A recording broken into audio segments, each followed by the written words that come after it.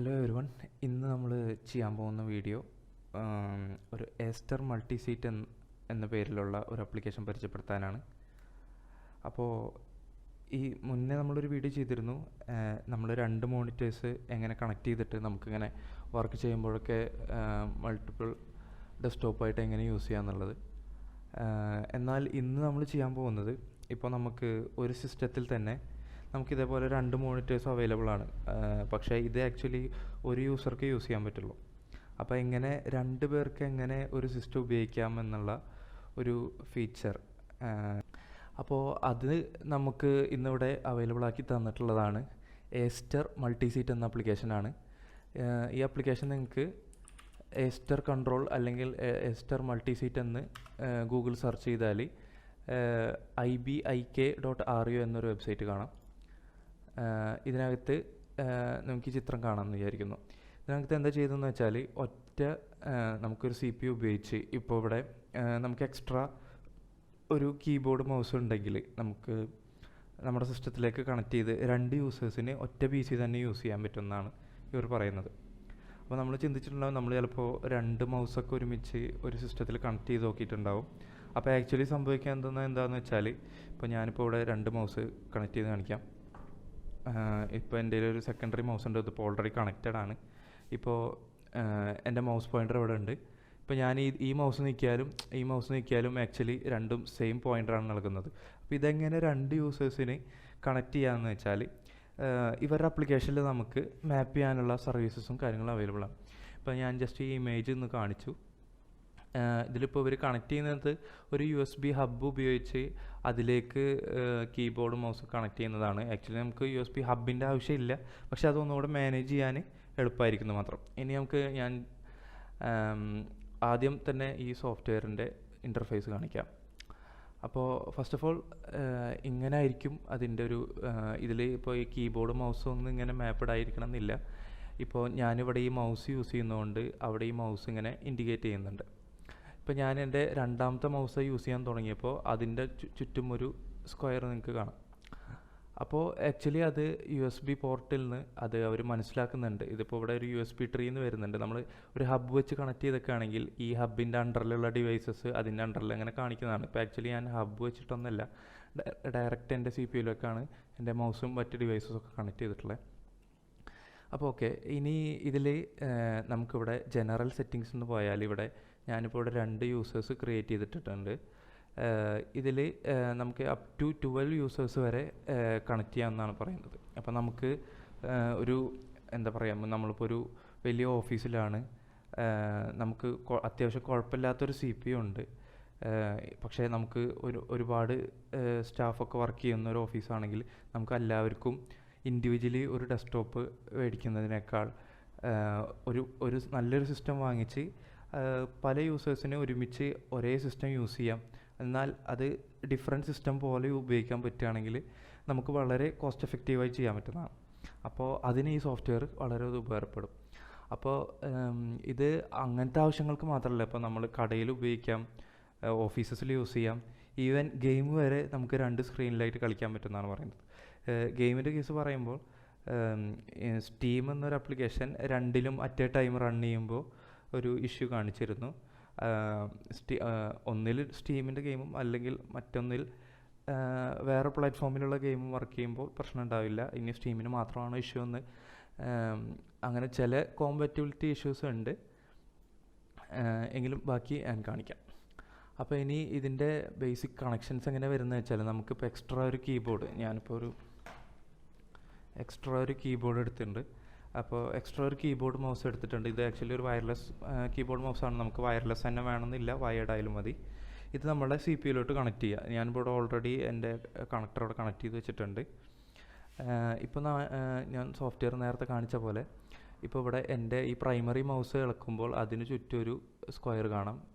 ഇപ്പോൾ ഞാൻ ഇളക്കാൻ പോകുന്ന സെക്കൻഡറി മൗസാണ്. അപ്പോൾ അതിന് ചുറ്റും ഇവിടെ ഒരു സ്ക്വയർ കാണാം. ഇനിയിപ്പോൾ നമുക്കിത് കാണുന്നില്ല എന്നുണ്ടെങ്കിൽ ഇതിൽ സ്പേസ് എന്നുള്ളൊരു ഓപ്ഷൻ ഇങ്ങനെ മിനിമൈസ് പോലെ ആയി കിടക്കുമായിരിക്കും. അത് ക്ലിക്ക് ചെയ്ത് അതിൻ്റെ ഉള്ളിൽ കാണാം. അപ്പോൾ ആക്ച്വലി നമ്മൾ എന്ത് ചെയ്യേണ്ടതെന്ന് വെച്ചാൽ ഈ മൗസിനെ പിടിച്ചിട്ട് നമ്മൾ ഈ സെക്കൻഡറി യൂസർക്ക് ആഡ് ചെയ്തിട്ട് കൊടുക്കുക. അതുപോലെ തന്നെ നമുക്ക് ആ കീബോർഡിൽ ഏതെങ്കിലും ഒരു കീ പ്രസ് ചെയ്താൽ ഏതാ കീബോർഡ് എന്ന് ഐഡൻറ്റിഫൈ ചെയ്യാൻ പറ്റും. അപ്പോൾ ഇതാണ് കീബോർഡ് നമുക്ക് മനസ്സിലായി. ഇതും പിടിച്ച് അതിലേക്ക് ആഡ് ചെയ്തിട്ട് കൊടുക്കാം. ഇനി നമ്മൾക്ക് ഹെഡ്ഫോൺസ് ഉണ്ടെങ്കിൽ 2 ഹെഡ്ഫോൺസ് ഉണ്ടെങ്കിൽ അയാൾക്ക് അസൈൻ ചെയ്ത് കൊടുക്കാൻ വേണ്ടിയിട്ട് അതേത് ഹെഡ്ഫോൺ എന്ന് പറഞ്ഞാൽ നമുക്ക് ജസ്റ്റ് ഇതുമ്മ ക്ലിക്ക് ചെയ്താൽ നമുക്ക് ആ ഹെഡ്ഫോൺസിൽ സൗണ്ട് കേൾക്കാൻ പറ്റുന്നതാണ്. സൗണ്ട് കേൾക്കുക. ഞാനൊന്നുകൂടെ നമ്മൾ ക്ലിക്ക് ചെയ്യാൻ പോകുന്നതാണ്. സൗണ്ട് കേൾക്കാൻ പറ്റുമെന്ന് ഞാൻ വിശ്വസിക്കുന്നു. ഓക്കെ, അപ്പോൾ നമുക്ക് ഈ സ്പീക്കർ കൂടെ നമുക്ക് ആ യൂസേഴ്സിന് അസൈൻ ചെയ്ത് കൊടുക്കാം. ഇപ്പോൾ ആക്ച്വലി ഒരു മൗസ് കീബോർഡ് ഇപ്പോൾ ഈ സ്ക്രീനുമ്പോൾ ഇവിടെ തൊട്ടാൽ നമുക്ക് മറ്റേ സ്ക്രീനിൽ 1.2 എന്ന് കാണിക്കുന്നുണ്ട്.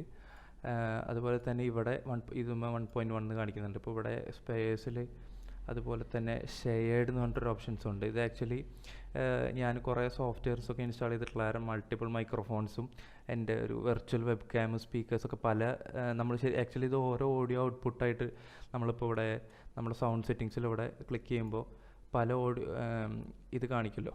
അങ്ങനെ ഓരോ ഔട്ട്പുട്ട് ഡിവൈസസും ഓഡിയോ ഔട്ട്പുട്ട് ഡിവൈസാണ് ഇവിടെ കാണിക്കുന്നത്.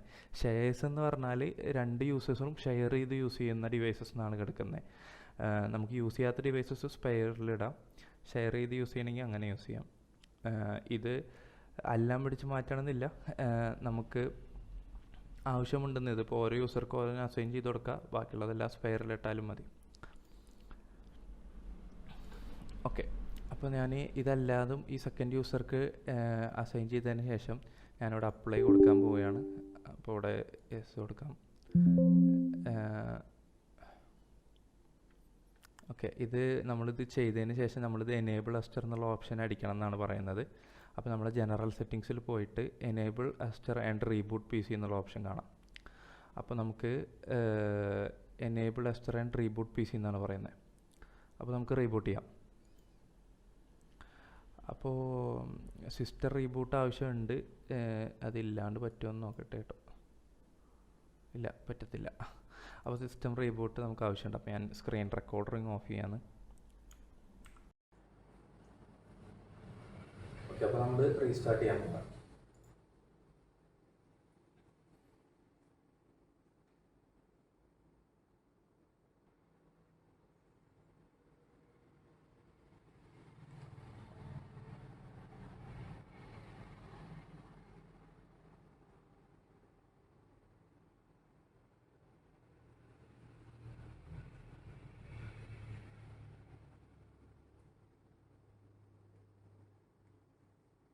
നമ്മുടെ സിസ്റ്റം നന്നായിട്ടുണ്ട്. ഇവിടെ കേബിൾസ്.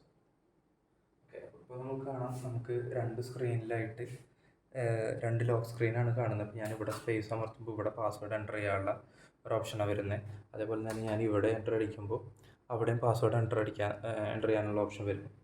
ഇത് ആക്ച്വലി ഇപ്പോൾ ഇതിപ്പോൾ 2 വർക്ക് ചെയ്യുന്നത് 2 ഡിഫറെൻറ്റ് സിസ്റ്റമാണ്. ഇപ്പോൾ 2 കീബോർഡ്, ഇപ്പോൾ ഞാൻ ആക്ച്വലി മൗസ് പോയിൻ്റർ നിങ്ങൾക്ക് കാണുന്നറിയില്ല. ഇപ്പോൾ ഇവിടെ മൗസ് പോയിൻ്റർ എടുക്കുന്നുണ്ട്, മറ്റേ മൗസ് എടുക്കുമ്പോൾ മറ്റേ സ്ക്രീനിൽ എടുക്കുന്നുണ്ട്. ഓക്കെ, അപ്പോൾ ഞാനിവിടെ ഇത് അറ്റ് എ ടൈം നമുക്ക് 2 സിസ്റ്റത്തിലും ഒരേ യൂസറിൽ തന്നെ സൈൻ ചെയ്യാം. പക്ഷേ അത് പല ഇഷ്യൂസ് ഉണ്ടാക്കാൻ സാധ്യതയുണ്ട്. ഇപ്പോൾ ഒരാൾ ഡിലീറ്റ് ചെയ്ത ഫയൽസ് മറ്റാൾ അതിൽ നിന്ന് പെട്ടെന്ന് മിസ്സാവും. അങ്ങനത്തെ ഇഷ്യൂസ് വരാതിരിക്കാൻ അവർ റെക്കമെൻഡ് ചെയ്യുന്നത് നമ്മൾ മൾട്ടി യൂസർ ഉണ്ടാക്കാനാണ്. യൂസർ എങ്ങനെ ക്രിയേറ്റ് ചെയ്യാന്നുള്ള ഞാനിതിൽ കാണിക്കാം. ഓക്കെ, അപ്പോൾ ഞാനിതിൽ എൻ്റെ പേഴ്സണൽ അക്കൗണ്ടിൽ ലോഗിൻ ചെയ്യാണ്. ഓക്കെ, അപ്പോൾ ഇപ്പോൾ ഇതൊരു സിസ്റ്റമായിട്ട് നമുക്കിപ്പോൾ വർക്ക് ചെയ്യാം. ഓക്കെ,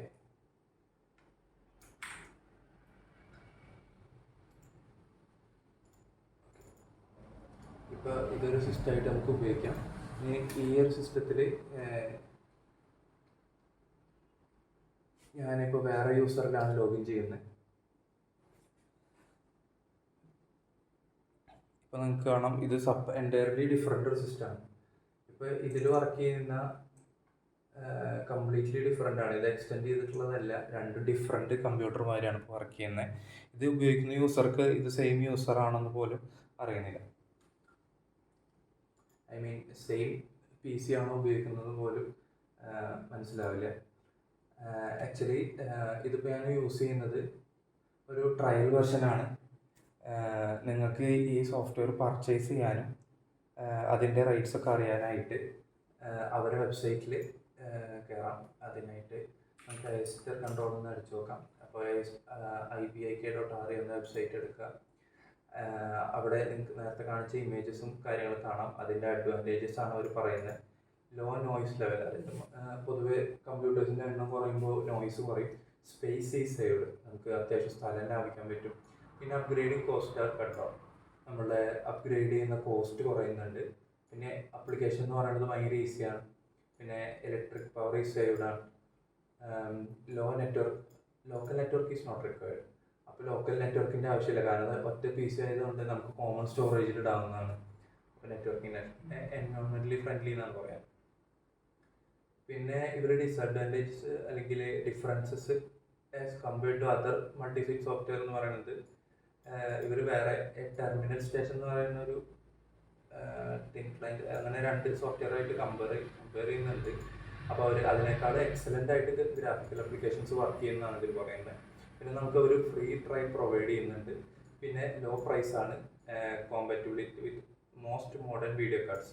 ഇപ്പോൾ നമ്മൾ 2 ഡിസ്പ്ലേ കണക്ട് ചെയ്യാൻ വേണ്ടിയിട്ട് നമുക്ക് ചിലപ്പോൾ നമ്മുടെ സിസ്റ്റത്തിൽ ചിലപ്പോൾ ഒന്നിൽ കൂടുതൽ വീഡിയോ ഔട്ട്പുട്ട് ഉണ്ടായിരിക്കണം എന്നില്ല. അപ്പോൾ നമ്മൾ ചിലപ്പോൾ ഗ്രാഫിക് കാർഡ്സ് ഉപയോഗിക്കേണ്ടി വരും.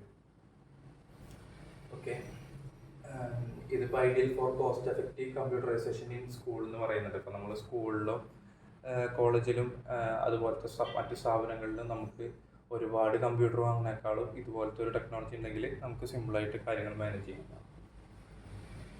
ഓക്കെ, ഇനി അതിൻ്റെ പർച്ചേസിലേക്ക് പോകാം. ഇതിൻ്റെ പർച്ചേസിനായിട്ട് ഇവരെ പർച്ചേസിനുള്ള ഒരു ഓപ്ഷൻ ഉണ്ട്. അവിടെ പോയാൽ നമുക്ക് ട്രൈ ചെയ്യാൻ വേണ്ടിയിട്ട് നമുക്ക് 14 ഡേയ്സിൻ്റെ ഫ്രീ ട്രയൽ അവർ പ്രൊവൈഡ് ചെയ്യുന്നുണ്ട്. അതുപോലെ തന്നെ ഇത് വാങ്ങിക്കാൻ വേണ്ടിയിട്ടാണെങ്കിൽ എസ്റ്റർ പ്രോ എന്ന് പറയുന്നതും എസ്റ്റർ ഹോം എന്ന് പറഞ്ഞിട്ട് 2 ടൈപ്പ് ലൈസൻസ് അവൈലബിൾ ആണ്. ഇതെന്ന് പറഞ്ഞാൽ എസ്റ്റർ ഹോം എന്ന് പറഞ്ഞാൽ 1 ഇയർ സബ്സ്ക്രിപ്ഷൻ ആണ് for 2 users only and not expandable. Expandable എന്ന് പറഞ്ഞാൽ ഇതിൽ ഓരോ യൂസേഴ്സിന് ഇതുപോലെ ആഡ് ചെയ്യുന്നത് തന്നെ പറയുന്നത്. നേരത്തെ ഞാൻ ഒരു യൂസറെ ആഡ് ചെയ്ത പോലെ നമുക്കിതിൽ അപ് ടു 12 യൂസേഴ്സ് വരെ എക്സ്പാൻഡ് ചെയ്യാൻ പറ്റും. പക്ഷേ എസ്റ്റർ ഹോം വെച്ചിട്ട് നമുക്ക് എക്സ്പാൻഡ് ചെയ്യാൻ പറ്റില്ല. അപ്പോൾ എസ്റ്റർ പ്രോ എന്ന് പറഞ്ഞിട്ട് ഒരു ലൈഫ് ടൈം ലൈസൻസ് ഉണ്ട്. ഇത് 2, 3, 6 എന്നീ യൂസേഴ്സിന് അവൈലബിൾ ആണ്. അത് ഡിഫറെൻറ്റ് ലൈസൻസ് ആണ്, അടിയിൽ പറയുന്നുണ്ട്. ഡിഫറെൻറ്റ് റേറ്റിലാണ് അത് കിടക്കുന്നത്. ഓക്കെ,